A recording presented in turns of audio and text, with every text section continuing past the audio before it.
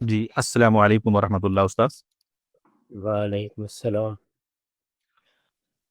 دجال سے متعلق میرا سوال یہ تھا کہ پہلے جو آپ کا نقطہ نظر تھا وہ یہ تھا کہ اگر میں نے سمجھنے میں غلطی نہیں کی کہ ایک مسیح الدجال ظاہر ہوگا جو مسیح ہونے کا دعویٰ کرے گا لیکن دراصل وہ مسیح نہیں ہوگا، جبکہ اس دوران جو اشراق ہمیں موصول ہو رہے ہیں اس میں ایسا لگتا ہے کہ آپ کا پوائنٹ آف ویو یا جو آپ کی انڈرسٹینڈنگ ہے وہ قدر تبدیل ہو رہی ہے، جیسے کہ جو ایک طبقہ ہے جو تہذیب کو بتاتا ہے کہ یہ دجل پہ مبنی ہے، صرف ایک رخ دکھاتی ہے، تو ایسا لگتا ہے کہ اس گروہ سے آپ کی جو دجال کی تعبیر ہے وہ کچھ ملتی ہوئی نظر آ رہی ہے۔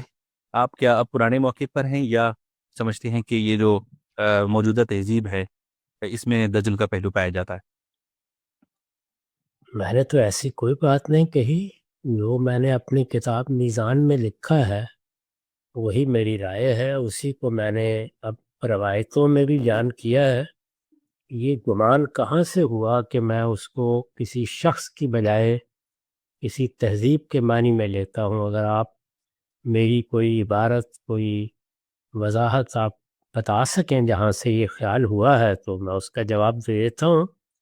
میری رائے پہلے بھی تھی، اب بھی یہی ہے کہ کوئی شخص پیدا ہوگا جو مسیح ہونے کا دعویٰ کرے گا اور وہ جھوٹا ہو، اس کو رسالت مآب صلی اللہ علیہ وسلم نے دیکھا یا آپ کو ایک رویا میں اس کے بارے میں بتایا گیا، تو میں نے یہ عرض کیا کہ رویا ملی جلی کیفیات کے ساتھ بھی ہوتے ہیں، اس میں بعض چیزیں حقیقت ہوتی ہیں اور بعض چیزیں تمثیل کے طور پر دکھائی جاتی ہیں۔ تو آنکھوں کے بارے میں یا اور چیزوں کے بارے میں نے توجہ دلائی ہے کہ خود روایت کے الفاظ بتا دیتے ہیں کہ وہاں حقیقت مراد نہیں ہے۔ یہ ایسے ہی ہے جیسے سیدنا یوسف کے سامنے یہ خواب بیان کیا گیا کہ میں نے دیکھا ہے کہ میرے سر پر روٹیوں کا ٹوکرا ہے، اس میں سے پرندے کھا رہے ہیں، تو آدمی اصلی تھا لیکن وہ تعبیر حقیقی نہیں تھی۔ تو یہ میں نے بیان کیا ہے۔ دجال تو قرآن مجید میں جو کچھ بیان ہوا ہے یاجوج ماجوج کے بارے میں، اس سے اس کے زمانے کے بارے میں اشارات ملتے ہیں، اور حدیثوں میں یہی معلوم ہوتا ہے کہ کوئی شخص یہود میں سے اٹھے گا جو مسیح ہونے کا دعویٰ کرے گا، اور یہ ایک جھوٹا دعویٰ۔ گزشتہ مہینے کے اشراق میں ہم نے ایک حدیث کی تعبیر یہ پڑھی کہ جو کو دجال ہوگا اس کے ایک ہاتھ میں جہنم اور ایک ہاتھ میں دوزخ ہوگی۔ اس میں حاشی میں اس کی تشریح کرتے ہوئے لکھا گیا ہے کہ جو یورپ کے جو گاؤں ہیں، جو قریے ہیں، وہ دیکھے جا سکتے ہیں۔ کس طرح سے مادی فراوانی کی طرف اشارہ کیا گیا ہے؟ یہ اس کے زمانے میں جو مادی فراوانی تھی اس کو سمجھانے کے لیے بتایا گیا۔ یعنی جب یہ کہا جاتا ہے کہ فلاں بادشاہ آئے گا اور اس کے ہاتھ میں جنت جہنم ہوگی، یہ تعبیر تمثیلی ہے، اس کو سمجھانے کے لیے مثال دی گئی ہے۔ جی بہت شکریہ، جزاک اللہ خیر، واضح ہو گیا۔ سلامتی ہے ان آنکھوں پہ جو ہدایت پہ نظریں جمائے بیٹھی ہیں، ان کانوں پہ جو ذکر خیر کے منتظر رہتے ہیں، اور ان قدموں پہ جو ہدایت کی راہ پہ گامزن ہیں۔ بسم اللہ الرحمن الرحیم۔ ہم نے پچھلی نشست میں صحیح مسلم کی ایک روایت کا مطالعہ کیا تھا جس کا رقم 158 ہے۔ یہ روایت ہم نے پڑھ لی، اس کا ترجمہ بھی پڑھ لیا۔ اس میں قیامت کی 3 نشانیاں بیان ہوئی ہیں۔ ایک، سورج کا اپنے مغرب سے طلوع ہونا۔ اس وقت سورج کے لیے ایک مشرق ہے، وہ غروب ہوتا ہے اس سے بالکل الٹ سمت میں جا کے، وہ مغرب سے طلوع ہو جائے گا۔ دوسرے، دجال، اور تیسرے، زمین کا جانور۔ ان 3 نشانیوں کے بارے میں اس روایت میں یہ کہا گیا ہے کہ جب یہ نمودار ہو جائیں گی تو کسی کو پھر اس کا ایمان نفع نہیں دے گا، یعنی گویا توبہ کا دروازہ بند ہو گیا، قیامت کے مرحلے میں لوگ داخل ہو گئے۔ سورج کا مغرب سے طلوع ہونا، اس پر میں تفصیل سے گفتگو کر چکا ہوں۔ زمین کے جانور سے کیا مراد ہے اس پر بھی بات ہو چکی ہے۔ دجال کے بارے میں بات نہیں ہوئی تھی۔ اس روایت میں تیسری نشانی یہی بیان ہوئی ہے۔ اس کو سمجھ لیجئے۔ اس کے بعد پھر اس باب کی آخری روایت ہے جس میں وہ سب نشانیاں ایک ہی جگہ بیان ہو گئی ہیں جو قیامت کے وقوع کی نشانیاں کہی جا سکتی ہیں۔ میں ابتدا میں بیان کر چکا ہوں کہ ایک قرب قیامت کی نشانیاں ہیں، قیامت قریب آ گئی، اس میں تو خود رسول اللہ کی بعثت بھی اس کی ایک نشانی ہے، یعنی نبوت ختم ہو گئی، تو اس کا مطلب یہ ہے کہ اب اللہ تعالیٰ فیصلہ کرنے والے ہیں۔ پھر وہ دو نشانیاں جو ہمارے زمانے میں نمودار ہوئی ہیں اور جن کو اس وقت بھی ہر شخص بچشمِ سر دیکھ سکتا ہے، ان کی تفصیلات عرض کرتی تھی۔ قیامت کی وہ نشانیاں جن کے بعد ایک درجے میں حجاب اٹھنا شروع ہو جائے گا، اسی لیے یہ فرمایا ہے کہ پھر توبہ کا دروازہ بند ہو جائے گا، وہ 10 ہیں اور ایک ہی روایت میں بیان ہوئی ہیں اور وہی اس باب کی آخری روایت ہے۔ اس کے بعد تفصیلات ہیں، یعنی انہی 10 نشانیوں کی تفصیلات میں بہت سی روایات، بہت سے واقعات بیان ہوئے ہیں، ان کا ہم الگ سے مناسب سمجھیں گے تو مطالعہ کریں گے، لیکن یہ باب اس اگلی روایت پر پائے تکمیل کو پہنچ جائے گا۔ دجال، اس پر میں نے لکھا ہے یہ بڑے دغا باز، فریبی اور مکار کے معنی میں اس میں صفت ہے۔ یعنی پہلی جو بنیادی چیز ہے وہ یہ ہے کہ دجال کسی شخص کا نام نہیں ہے، یہ اسم علم نہیں ہے، یعنی کوئی پراپر ناؤن نہیں ہے، کسی شخص کے نام کے طور پر یہ لفظ نہیں آیا، بلکہ یہ کیا ہے، یہ ایک ایڈجیکٹو ہے، اس میں صفت ہے۔ جس طرح سے حور کی بحث میں یہ مسئلہ پیدا ہو گیا کہ جب لفظ حور خود ہماری زبان میں استعمال ہونے لگا تو یہ تاثر بن گیا کہ یہ کوئی الگ مخلوق ہوگی، درحال کہ وہ بھی ایک صفت ہے، ایک ایڈجیکٹو ہے، یعنی عورتوں کے حسن کو، جمال کو، ان کی خوبیوں کو بیان کرنے کے لیے قرآن نے بہت سے الفاظ استعمال کیے ہیں، ان میں ایک لفظ حور بھی ہے۔ یہاں لفظ دجال ہے، تو الدجال یا دجال اس کا عربی زبان میں مطلب ہوتا ہے بڑا دغا باز، یعنی یہ مبالغے کا صیغہ ہے۔ جس طرح ہم اللہ تعالیٰ کو کہتے ہیں غفار، بالکل اسی طرح سے یہ لفظ بنا ہے دجال، یہ بڑے دغا باز، فریبی اور مکار کے معنی میں اس میں صفت ہے۔ پہلی بنیادی بات یہ سمجھ لیجئے کہ یہ کسی شخص کا نام نہیں ہے بلکہ ایک ایڈجیکٹو ہے، ایک اس میں صفت ہے۔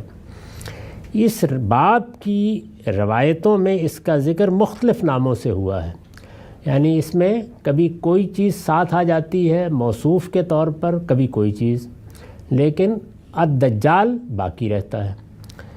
اس کا ذکر مختلف ناموں سے ہوا ہے، جن میں سے ایک، یعنی ایک جگہ یہ پوری ترکیب استعمال ہوئی ہے اور وہ پھر مختلف روایتوں میں آ گئی ہے، وہ کیا ہے؟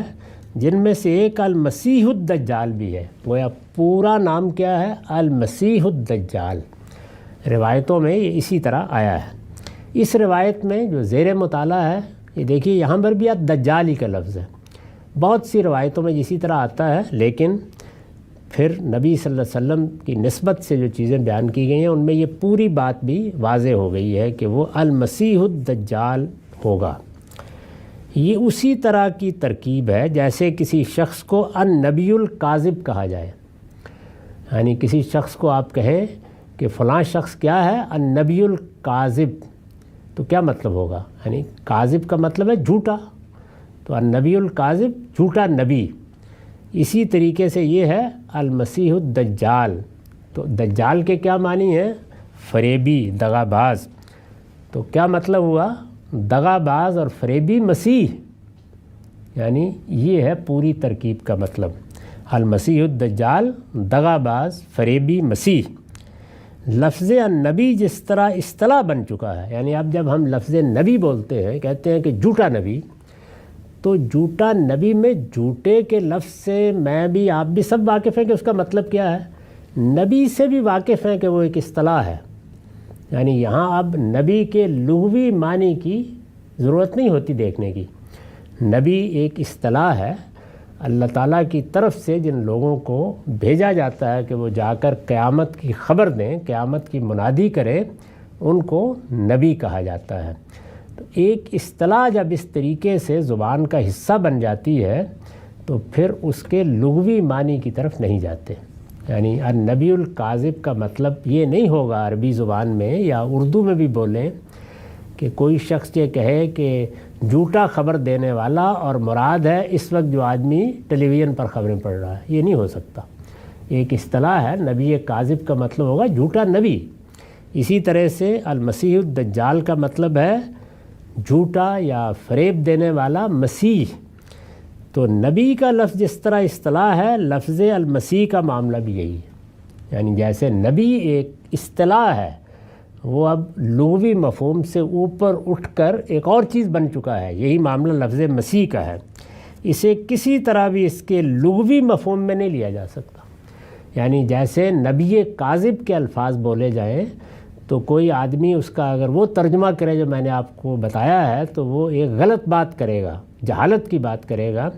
اسی طرح لفظ مسیح کا بھی ایک لغوی مطلب ہے، لیکن یہ اس معنی میں اب نہیں لیا جا سکتا، یہ اصطلاح بن چکا ہے۔ پھر یہ بات بھی ملحوظ رہے کہ وہی بات کہنا مقصود ہوتی تو جو علماء نے بالعموم اس سے سمجھی ہے تو اس کے لیے موضوع ترکیب الدجال الممسوح کی تھی۔ یعنی اگر وہی بات کہنی ہوتی تو پہلی چیز تو یہ ہے کہ المسیح کا لفظی استعمال نہ کیا جاتا کیونکہ وہ اصطلاح بن چکا ہے۔ المسیح کے لغوی مفہوم میں جو لفظ عربی میں بولیں گے وہ کیا ہے؟ الممسوح۔ تو الممسوح کا مطلب ہمارے ہاں یہ لے لیا گیا کہ وہ جس کی آنکھ پر ہاتھ پھیر کر اسے ایک آنکھ سے محروم کر دیا گیا ہے۔ اسی طرح اور بہت سے معنی لوگوں نے بیان کیے، اور پھر گویا یہ بتا دیا کہ دجال گویا ایک شخص ہے، اور یہ وہ شخص ہوگا جس کی یہ صفت ہے کہ اس کی ایک آنکھ نہیں ہوگی۔ یہ معنی کیے، یہ بالکل غلط بات ہے۔ یہ عربی زبان بلکہ دنیا کی کسی زبان کے اصول پر بھی صحیح نہیں ہے۔ الدجال کو صفت کے مقام پر رکھ کر اس سے پہلے لفظ المسیح کا استعمال اس کے لیے کسی طرح موضوع نہیں ہے۔ تو یہ میں نے تنقید کی ہے ان لوگوں کی رائے پر جو اس طرح اس کو سمجھانے کی کوشش کرتے ہیں۔ چنانچہ لفظ المسیح پر الف لام ہمارے نزدیک عہد کا ہے، یعنی المسیح اس پہ الف لام ہے۔ رسول اللہ نے مسیح الدجال نہیں کہا، فرمایا المسیح الدجال، یہ فرمایا ہے۔ تو الف لام عہد کا ہے۔ عہد کا کیا مطلب ہے؟ جیسے میں اگر رسول اللہ صلی اللہ علیہ وسلم کا نام نہ لوں اور یہ کہوں کہ نبی کریم نے فرمایا، تو کسی مسلمان کو اس وقت یہ سمجھنے میں دقت نہیں ہوتی کہ میں کس کا ذکر کر رہا ہوں۔ عربی زبان میں جب کوئی لفظ اس طرح کی صورت اختیار کر لیتا ہے تو اس پہ ایک الف لام لاتے ہیں، اس کو عہد کا الف لام کہا جاتا ہے۔ جیسے انگریزی زبان میں آپ دی کا استعمال کرتے ہیں۔ تو جب یہ کہا جاتا ہے کہ نبی کریم، نبی صلی اللہ علیہ وسلم، تو اب ظاہر ہے کہ نبی تو حضرت موسیٰ بھی ہیں، وہ حضرت مسیح بھی ہیں، ابراہیم بھی ہیں، لیکن ہمارے عرف میں پھر نبی کریم سے یا نبی صلی اللہ علیہ وسلم سے ایک ہی شخصیت مراد ہوتی ہے۔ تو مسیح کا معاملہ بھی بالکل ایسے ہی ہے۔ یعنی مسیح یہودیوں کے ہاں ہر نبی مسیح تھا۔ ان کے ہاں یہ طریقہ تھا کہ جب کسی کو نبوت ملتی تھی تو پہلے جانے والا نبی، پے در پے نبی آ رہے تھے، کفینا من بعدہ بالرسل کہا ہے نا قرآن نے، ایک کے بعد دوسرا نبی۔ تو جب دوسرا نبی آ جاتا تھا تو پہلا نبی اس کے سر پر تیل کی چند بوندیں ڈال کر مسا کرتا تھا اسے، اس سے یہ لفظ بنا مسیح۔ یعنی گویا یہ اس کی طرف سے اعلان ہے کہ اس کا تقرر ہو گیا ہے، یہ اب اللہ کا پیغمبر ہے۔ تو سارے نبی مسیح کہلاتے تھے۔ اس میں یہ پیشین گوئی کی گئی کہ ایک وہ آئے گا جو پیدائش سے خدا کا مسیح ہوگا، یعنی اس کو کسی کے تعارف کی ضرورت نہیں ہوگی، وہ اپنا تعارف آپ ہوگا۔ تو حضرت مسیح بن باپ کے پیدا ہوئے اور بچپن میں انہوں نے اپنے پیغمبر ہونے کا اعلان کیا، اس وجہ سے وہ المسیح کہلاتے ہیں۔ تو قرآن مجید میں یہ المسیح کا لقب ان کے لیے استعمال ہوا ہے، جس طریقے سے میں نے عرض کیا کہ اب النبی ہمارے لیے ایک شخصیت ہے جس کو ہم جانتے ہیں، تو المسیح کا مطلب ہے حضرت مسیح علیہ السلام، یعنی انہی کا ذکر ہوگا جب بھی ہوگا۔ تو مطلب کیا ہوا؟ المسیح الدجال یعنی وہ مسیح جو فریبی دغا باز ہوگا اور یہ دعویٰ کرے گا کہ میں مسیح ہوں اور اس میں جھوٹ بول رہا ہوگا۔ تو جیسے نبی الکاذب ایک اصطلاح ہے، اسی طرح المسیح الدجال بھی ایک تعبیر بن گئی، یعنی جھوٹا نبی۔ کیا مطلب؟ یعنی وہ شخص جو نبوت کا جھوٹا دعویٰ کرے، اور المسیح الدجال وہ شخص جو مسیح ہونے کا جھوٹا دعویٰ کرے گا۔ یہ لفظ کے معنی ہے جس کو میں نے واضح کیا۔ یہ ابھی کافی مفصل بحث ہے، اس کو اگلی نشست میں کریں گے۔ وآخر دعوانا الحمدللہ۔